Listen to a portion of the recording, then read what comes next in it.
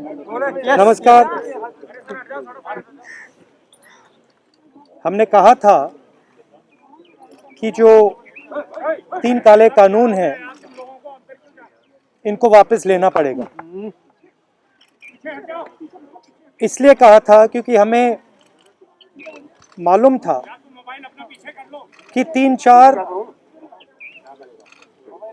बड़े जो पूंजीपति हैं उनकी शक्ति हिंदुस्तान के किसानों के सामने खड़ी नहीं हो सकती, और वही हुआ। जो 3 काले कानून थे उनको अंत में रद्द करना पड़ा। ये किसानों की, मजदूरों की सफलता है, एक प्रकार से देश की सफलता है। मगर जिस प्रकार से ये कानून रद्द किए गए, बिना कोई डिस्कशन, पार्लियामेंट में इसके बारे में चर्चा नहीं होने दी, यह दिखाता है कि सरकार डिस्कशन से डरती है, और दिखाता है कि सरकार जानती है कि उन्होंने गलत काम किया,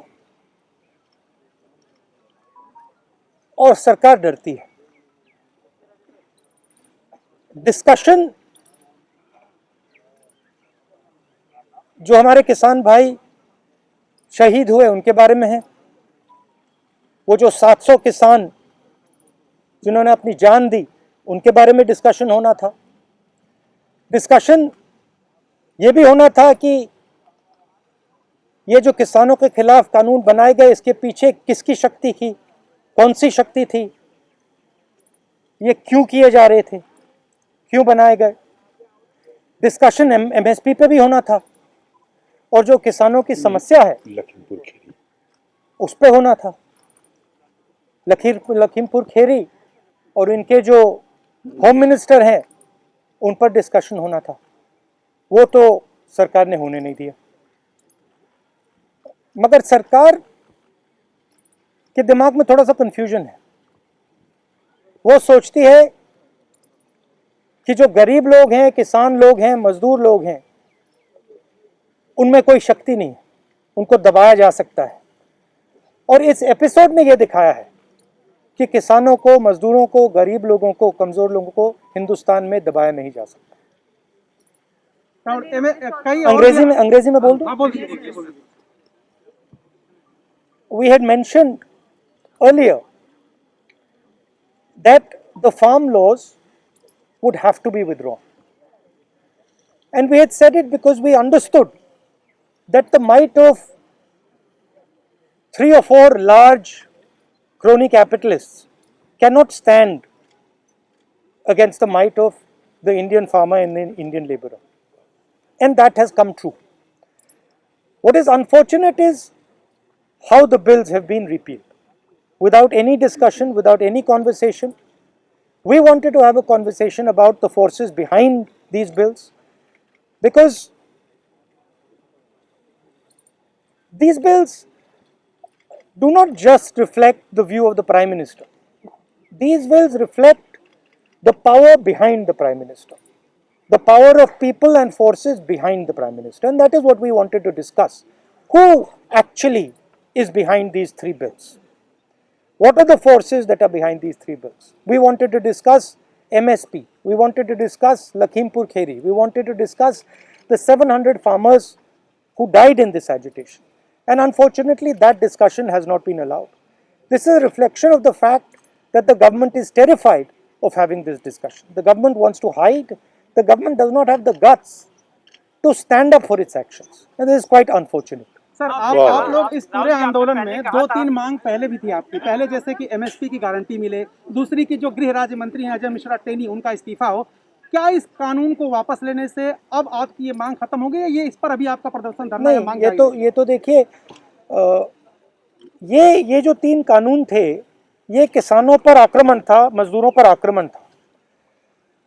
मगर किसानों और मजदूरों की जो डिफिकल्टीज हैं, मुश्किलें हैं, वो एमएसपी, कर्जा माफी, वो लंबी लाइन है, लंबी लिस्ट है, और वो अभी तक मतलब उनकी मांगे हैं और उनका हम समर्थन करते हैं। सर बीजेपी का ये कहना है सर कि जब प्रधानमंत्री ने राष्ट्र के नाम संबोधन में माफी मांग ली और अब जब तीनों कृषि कानून वापस हो गए लोकसभा और राज्यसभा में, तो डिस्कशन की जरूरत क्या है?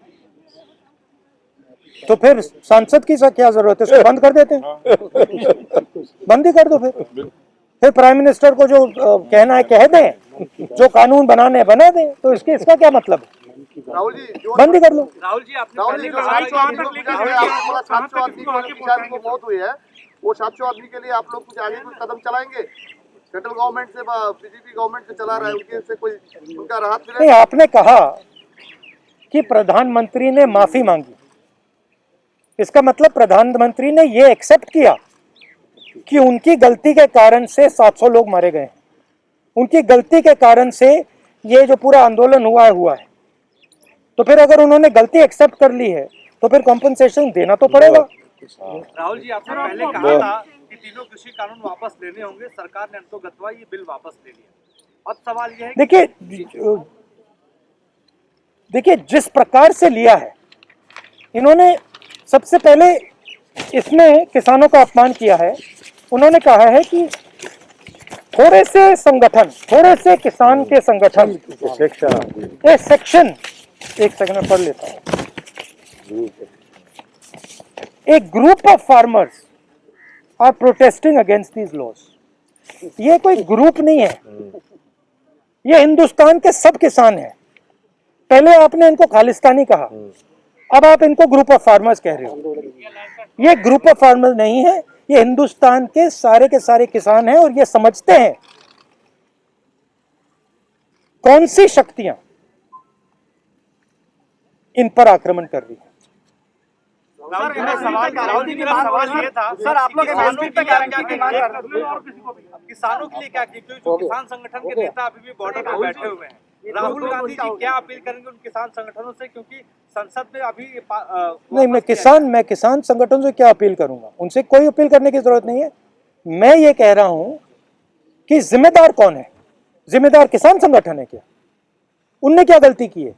उनके 700 लोग शहीद हुए हैं, उनको आपने मतलब 1 साल यहाँ बैठा रखा है, उनको घर नहीं जाने दिया आपने कहा कि गलती मेरी है, तो फिर आप कॉम्पनसेशन दो ना, और जो इनकी मांगे हैं उनको पूरा करो, एमएसपी पूरी उनको दो।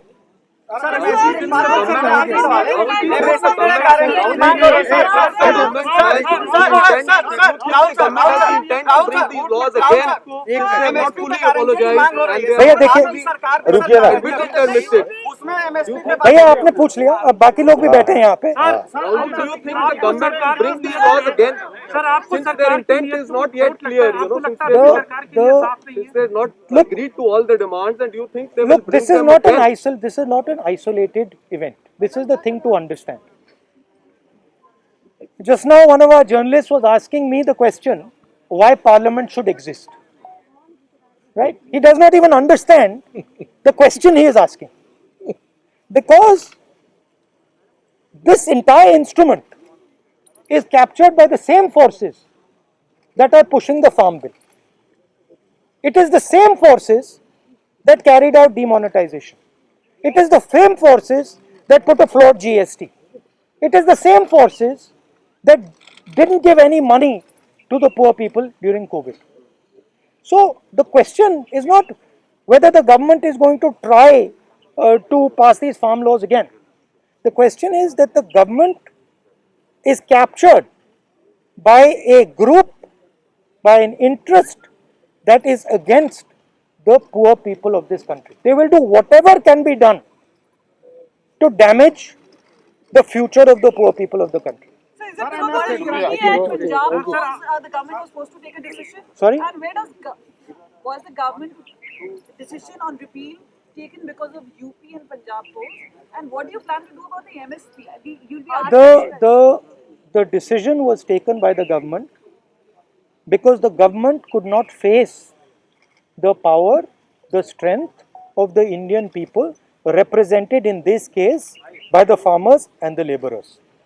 Of course, the idea that UP elections are near, that must have played something in their mind. what about Last question. So do you still doubt the intention of the government?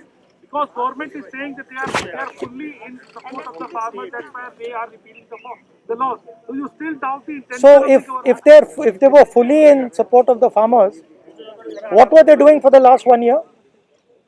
Why did it take 700 dead Kisans for them to repeal these laws?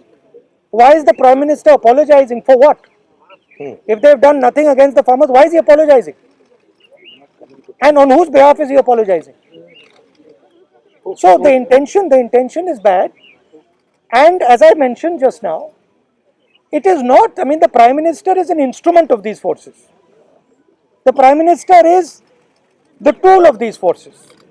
These forces sit behind the Prime Minister. These forces capture the media and they pass laws like the farm laws. They do demonetization and they are inimical to the future of this country. Thank you very much. Thank you.